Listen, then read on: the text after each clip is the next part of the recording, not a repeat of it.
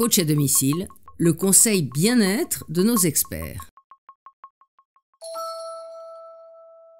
Bonjour les amis de l'éthanologie, mon nom est Fabrizio Buccella, je suis directeur de l'école d'énologie Interwine à Bruxelles et surtout blogueur pour le Huffington Post. Quels sont les gestes utiles à faire lorsqu'on est invité et qu'on souhaite offrir une bouteille de vin?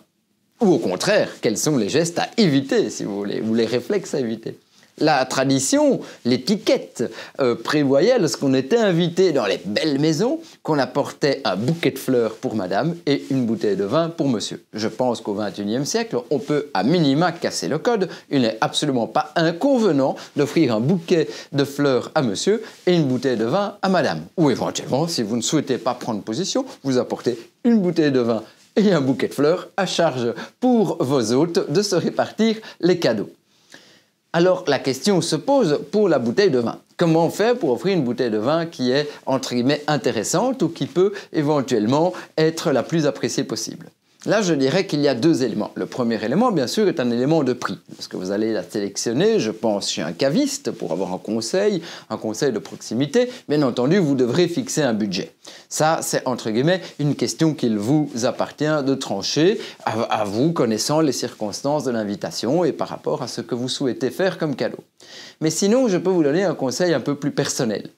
Essayez, lorsque vous apportez une bouteille de vin, et quel que soit le budget que vous vous soyez fixé, d'apporter une bouteille de vin que vous connaissez, une bouteille de vin que vous avez déjà dégustée, qu'éventuellement une bouteille de vin que même vous dégustez de temps en temps, d'un vigneron que vous connaissez, d'une appellation que vous appréciez particulièrement.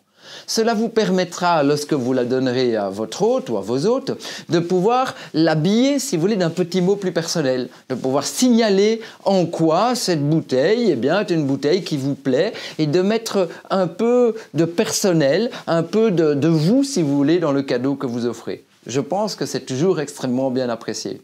Alors je vais vous livrer, si vous le souhaitez, un deuxième conseil, qui est le conseil que moi j'utilise, entre guillemets, quand je reçois des gens.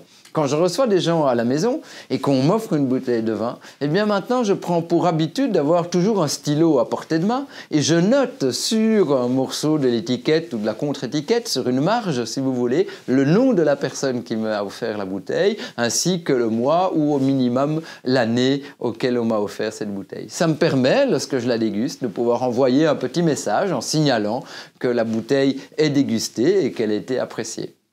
Voilà, c'était quelques petits conseils pour apporter, si vous voulez, une bouteille de vin sans faire d'impair, mais en essayant de personnaliser un peu plus ce cadeau qui peut éventuellement se révéler parfois un peu stressant, surtout si vous êtes invité dans des circonstances extrêmement formelles. Ah, une dernière chose, j'oubliais. Dans les circonstances, justement, dont on parlait très formelles, il est tout à fait normal, ne vous formalisez pas justement, si vous me permettez, ne vous formalisez pas si la bouteille que vous apportez ne sera pas dégustée lors de la soirée. Parce que logiquement, votre hôte a prévu un repas avec des vins qu'il souhaite vous faire partager et il est donc tout à fait normal que votre bouteille reste sur un guéridon, soit posée sur une table, participe bien entendu de la magie de la soirée en tant que cadeau de remerciement pour l'invitation, mais ne soit pas dégustée à ce moment-là. C'est bien entendu tout à fait différent dans une circonstance informelle où vous apportez une bouteille de vin qui est dégustée au cours de la soirée avec des amis. Voilà, c'était tout pour ces conseils sur justement les bons conseils à réaliser ou éventuellement les astuces à éviter lorsque vous êtes invité et que vous souhaitez faire le cadeau d'une bouteille de vin. Et n'oubliez pas, il n'y a qu'une solution, c'est la dégustation. Bonne route! À bientôt sur le HuffPost.